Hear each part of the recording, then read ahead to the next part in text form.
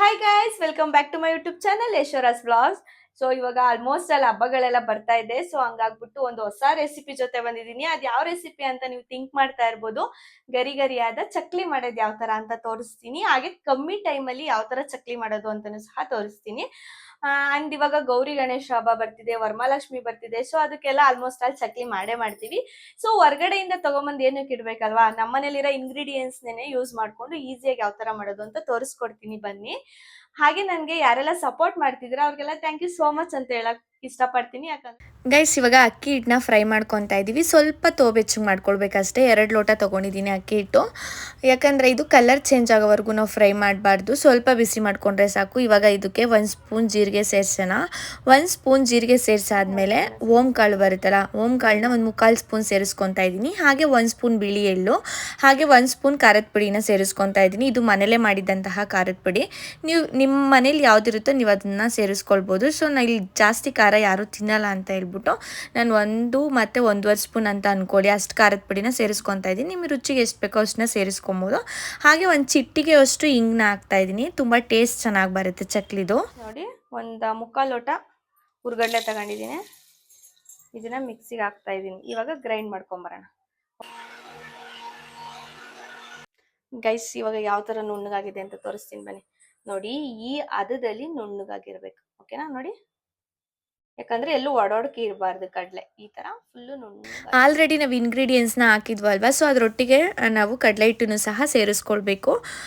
So ಇವಾಗ ನಾನು ರುಚಿಗೆ ತಕ್ಕಷ್ಟು ಉಪ್ಪನ್ನು ಸಹ ಸೇರಿಸ್ಕೊತಾ ಇದ್ದೀನಿ. ಹಾಗೆ 1 ಸ್ಪೂನ್ ಬೆಣ್ಣೆ ಇದ್ದರೆ ಹಾಕ್ಕೊಳ್ಬೋದು, ಬೆಣ್ಣೆ ಇಲ್ಲ ಅಂದವರು 1 ಸ್ಪೂನ್ ತುಪ್ಪನ ಹಾಕ್ಕೊಳ್ಬೋದು. ತುಂಬ ಚೆನ್ನಾಗಿ ಬರುತ್ತೆ ಟೇಸ್ಟು.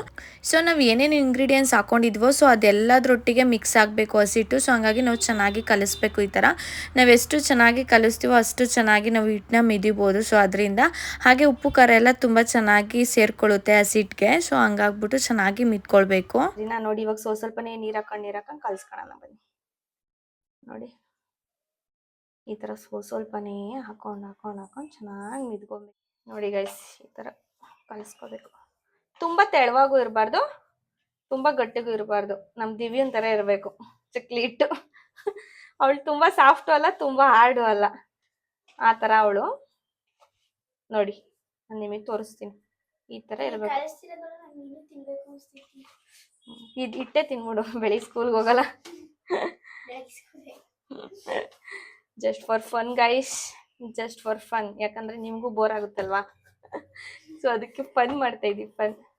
ನೋಡಿ ಗೈಸ್, ಈ ತರ ಕಲ್ಸ್ಕೊಬೇಕು ಗೈಸ್.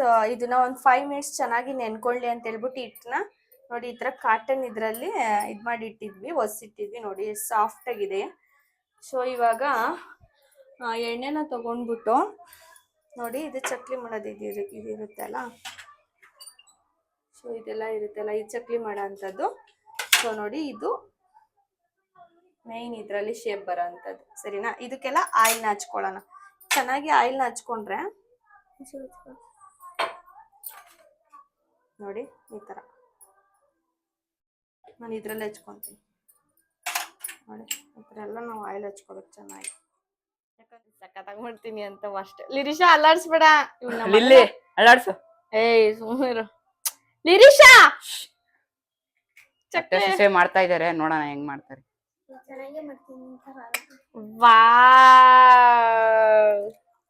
ನೋಡ್ ಬಾರ ಇಲ್ಲಿ, ನೋಡು ತರ ನಿಂದ್ಯಾವ ಶೇಪ್ ಬಂದೈತೆ, ನಂದ್ಯಾವ ಶೇಪ್ ಬಂದೈತೆ ನೋಡಿ. ಇದ್ ಚೆನ್ನಾಗೈತಾ, ಇದ್ ಚೆನ್ನಾಗೈತಾ, ಇದ್ ಚೆನ್ನಾಗೈತೆ. ಈ 3 ಯಾವ್ದ್ರ ಇದು ನೋಡಿ. ಚಕ್ಲಿ ಹಿಟ್ಟು ತುಂಬ ಚೆನ್ನಾಗಿ ಹದವಾಗಿ ಬಂದಿತ್ತು. ಸೊ ನೋಡ್ಬೋದು ನೀವೇ, ಯಾವ ಥರ ನಾವು ಶೇಪ್ ಕೊಟ್ರು ಚೆನ್ನಾಗಿ ಬರ್ತಿದೆ, ಹಾಗೆ ಕಟ್ ಆಗ್ತಿಲ್ಲ. ಒಬ್ಬೊಬ್ಬರು ಏನು ಮಾಡಿಬಿಡ್ತಾರೆ, ಚಕ್ಲಿ ಹಿಟ್ಟು ನೀಟಾಗಿ ಕಲಿಸಲ್ಲ. ಸೊ ಅವಾಗ ಕಟ್ಟಾಗೋಂಥ ಚಾನ್ಸಸ್ ಇರುತ್ತೆ. ಬಟ್ ಇಲ್ಲಿ ನೋಡಿ ಏನು ಸಕ್ಕತ್ತಾಗಿ ಬರ್ತಾ ಇದೆ ಅಂತ.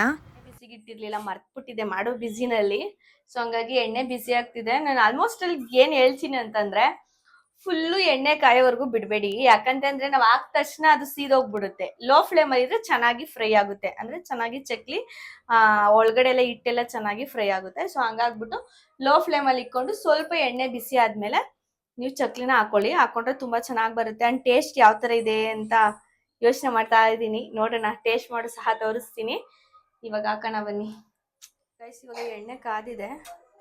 ಇವಾಗ ನಿಧಾನಕ್ಕೆ ತಕ್ಕೊಳ್ಬೇಕು. ಬೇಕಂತಂದ್ರೆ ನೀವು ಕವರ್ ಸಹ ಹಾಕೋಬಹುದು. ನಾನೇನ್ ಕವರ್ ಗಿವರ್ ಏನ್ ಹಾಕಕ್ ಹೋಗಲ್ಲ.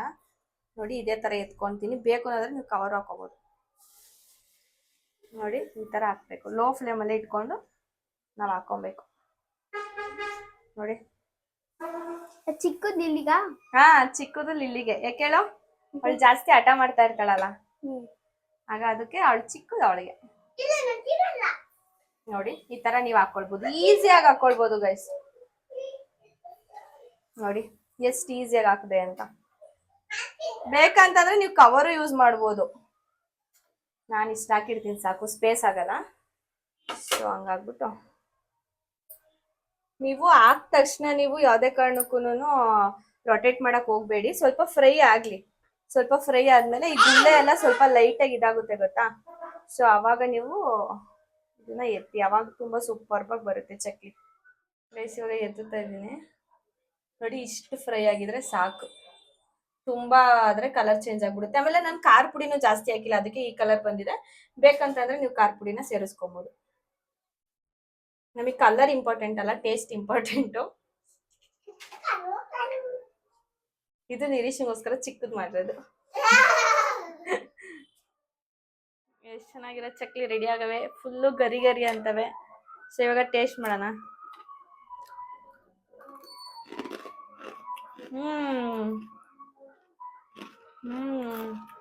ಗರಂ ಗರಂ ಗರಂ ಅಂತವೆ ನಿಜವಾಗ್ಲು. ನಿಜವಾಗಿ ಸಖತ್ತಾಗಿ ಬರ್ತವೆ. ಬಾಯಿಗೆ ಇಟ್ಕೊಂಡ್ರೆ ಹಂಗೆ ಕರ್ಗೋಗ್ತಾ ಇದೆ, ಆ ಥರ ಆಗ್ತಿದೆ. ಇನ್ನೂ ಸ್ವಲ್ಪ ಎಲ್ಲ ಹಾಕ್ತಾ ಇದ್ದೀನಿ, ಟೇಸ್ಟ್ ಮಾಡೋಣ ಅಂತ ಹೇಳ್ಬಿಟ್ಟು ಟೇಸ್ಟ್ ಮಾಡ್ತಾ ಇದ್ದೆ. ಸೊ ಈ ವ್ಲಾಗ್ ಇಷ್ಟ ಆಗಿದೆ ಅಂತ ಅನ್ಕೊಂತೀನಿ. ಇಷ್ಟ ಆಗಿದ್ರೆ ಲೈಕ್ ಮಾಡಿ, ಶೇರ್ ಮಾಡಿ ಹಾಗೂ ಕಮೆಂಟ್ ಮಾಡಿ. ಪ್ಲೀಸ್ ನಮ್ಮ ಯೂಟ್ಯೂಬ್ ಚಾನಲ್ಗೆ ಸಬ್ಸ್ಕ್ರೈಬ್ ಮಾಡಿ. ನಾನು ಬೇಗ ಬೇಗ ತಿನ್ಬಿಟ್ಟು ಖಾಲಿ ಮಾಡ್ಬಿಡ್ತೀನಿ.